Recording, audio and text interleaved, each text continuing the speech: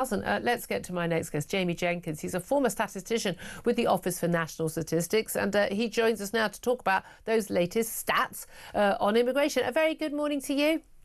Good morning, Julia. You all good? Very good indeed. Thank you very much indeed for joining us. Now, you're someone who can crunch the numbers, and these numbers are often very difficult to take in. We get the numbers at 9:30 in the morning, just before we go on air, and I'm sort of get handed all these figures, like all these pieces of paper, and it's like, wait a minute, what does this mean? And it's net this and this and that. But basically, summary of the situation, we are looking at having a total of, well, net migration of people more coming to this country than leaving this country in the calendar year, January to December of 2024, 431,000 more people came to the country than left the country. This is down to quite a lot of people coming to the country, but also quite a lot of people leaving the country, students and others, dependents also not being allowed to be brought here. This figure is halved from where we were in 2023, almost exactly from 860,000 that year. But it is still, of course, 100,000 higher than when we voted for Brexit, and an awful lot higher than the tens of thousands we were promised back in 2010 by David Cameron. What do you make of these figures?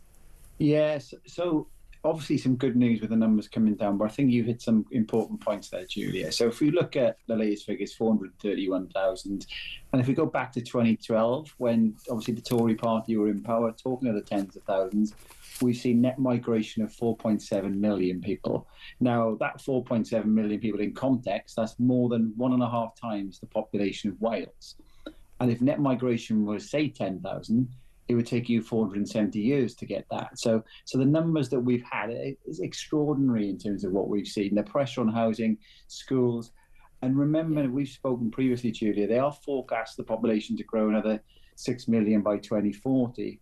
Now, that is with a long-term net migration of around 340,000 a year. So the figures today are still higher than what ONS is forecasting. Yeah, and bearing in mind forward. that all the figures they forecast are always an underestimate, aren't they?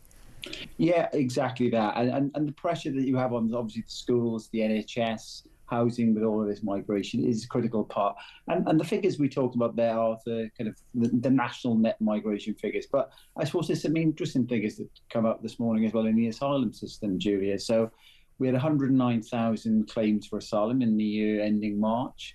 Now, we talk a lot on the station about small boats, and about a third of the people coming over on small boats. Now, actually, we've had more people claim asylum who've come over with a visa. Yeah. And what's interesting in the figures is Pakistan, Julia. So if you look at that, they're the most common country now in the UK where people claim asylum. They're coming from Pakistan.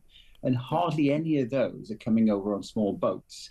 They're all coming over on visas. So what's going on in the asylum system for people coming in on visas legally and then needing to claim asylum? That's something we need to be shining a bit of a light on. I mean, again, that was something Yvette Cooper, the Home Secretary, actually did raise a few weeks ago about, and I think she claimed to be quite surprised by these figures. But this is the thing, we're constantly told, so difficult to deal with the illegal migration, people coming on boats, but we've still got people coming on lorries. But as you say, huge number of people who come to this country legally on a visa with no intention of ever going home, using a student visa on some of these bogus courses they never even expected to turn up, or also coming here to work on a short visa, or even just turning up as a tourist. And I think this is the thing that most of us just find absolutely flabbergasting and just impossible to understand, like why the government find it so hard to deal with this issue when these people are known to the authorities. They've got their passport stamped, they've arrived in this country, we've got their details, they've got a visa, we're supposed to know everything about them. If we can't track them down here, we can contact family back in Pakistan, surely, but apparently not. And that is the big problem we've got with the system. And maybe, obviously, we've seen the kind of the rise in the use of hotels, homes, all the benefits that you've been talking about that go to asylum seekers. Maybe it's an attractive option, getting on a visa. Oh, let's claim asylum, and then we get everything paid for ourselves. That's the big challenge that we've got. And you talk about the visas, Julia. Work visas is one of the legitimate reasons why people would come into the country. Now, they are down over the last year, but they're still at 40% on pre-COVID levels of 2019. So, when the Brexit vote happened, people were talking about control of the borders. But the government and the Tory party, unfortunately, you get the ministers or the shadow ministers coming on saying the numbers are too high. all of this happened under the Tory party's watch. Yeah, no one can really take credit for anything here. And again, Boris Johnson, Mr. Brexit, the biggest bounce in the number of people coming to this country legally, totally within the control of the government, was under his watch. But this is the thing, isn't it? There are an awful lot of people who talk a good game on this issue. They say all the things, the soothing words, and it's terrible, isn't it? But actually, they don't believe a word they say. And that's on Labour, Tory sides. Lib Dems, to their credit, don't even pretend. They just say, no, we want everyone in the entire world to come here. So do the Greens. But, the Tories and Labour have talked a good game on this for a number of years and then never actually deliver. And any success is always just undoing the last disaster. But as Tony Smith, the former head of UK Border Force, was telling us a little bit earlier, you've got a lot of pressure within government. You've got like the chance of saying, we'd love lots of extra people to come in and work because business are pressuring us for cheap workers. You've got the Department of Health saying, we'd like some more nurses, please. You've got the care sector saying, we'd like some more care workers that we can pay a pittance to from abroad. The education sector saying we'd really, really like some more foreign students, please, because they pay an absolute fortune, more than the tuition fees that Brits have to pay. You've got all the agriculture, you've got all these different sectors saying, can we please have some more people here? You've got the middle class to go, we haven't got enough au pairs. But genuinely, they are living in a parallel universe from the rest of us in terms of of the benefits that they regard that there are from mass immigration, legal immigration, which the rest of us are not seeing and not feeling. No, and what you've talked about there, Julia, comes back to previous governments not planning for the future. We've had a birth crisis in the country. We see in other countries as well, but that's caused in part because of the house prices going up, because of past migration. Exactly. And then we haven't got enough doctors, less important, more doctors and nurses, because we haven't trained doctors and nurses. It's immoral to start stealing people from other countries when you're talking about the healthcare system, because other countries need them. So the government, if it had just one job, Julia, is to plan for the future. And the past has not been planned for today. So the government needs to wake up now and start planning for 2030, 2040, 2050, because the problem's only going to get worse if we don't start looking at the data that we're talking about and seeing what's coming on. I think they genuinely thought we're going to have a demographic crisis. We haven't got enough young people who are having babies. We know that most immigrants actually have more children than most born and bred Brits in this country, and so we'll deal with our demographics that way.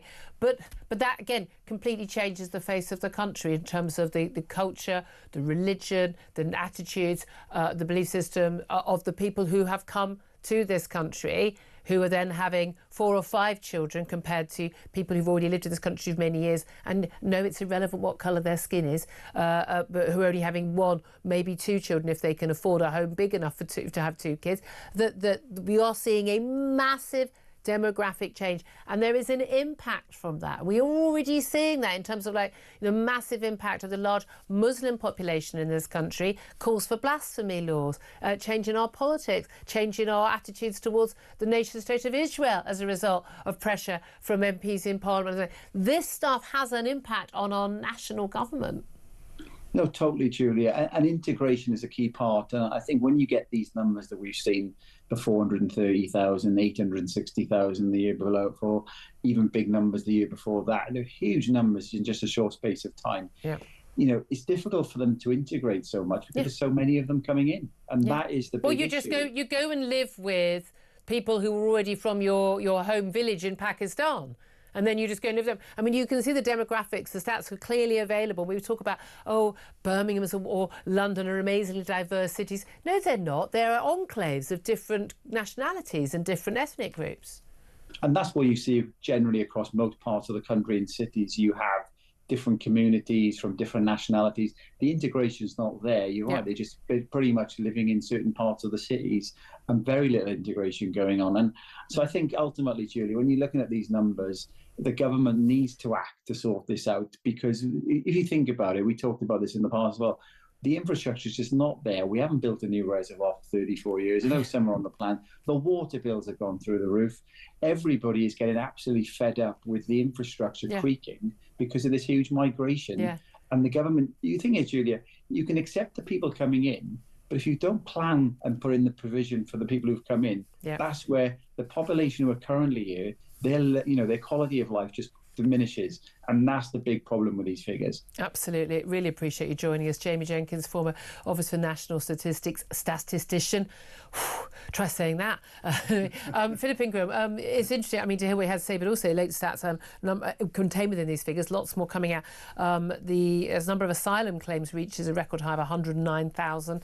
As he mentioned, people claiming asylum in the UK in the year up to this March, up 17% on the year before, as he mentioned. I mean, you know, none of this stuff is being dealt with, but the number of asylum seekers in hotels has fallen to 32,000 from 38,000. I mean, whoopity-doo-dah. Yeah, but they haven't gone home.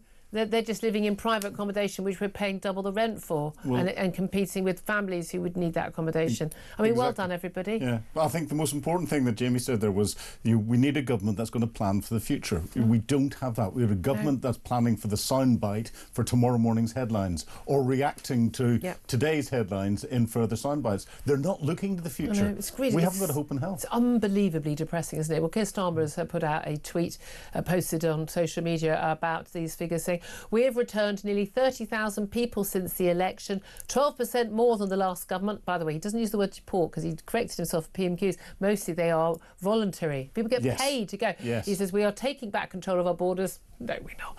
If you have no right to be in the UK, you will be removed. That is simply not true. Yeah. None of that is true. None of those are individuals that have come across the channel in little boats. They're all people who've overstayed their visas, students, and who shouldn't have been here in the first place. And they've gone to them and said, "We'll pay you. There's a ticket to go back home, and there's a few grand as well." They pay them. I mean, they seriously pay them. Oh, mind-blowing.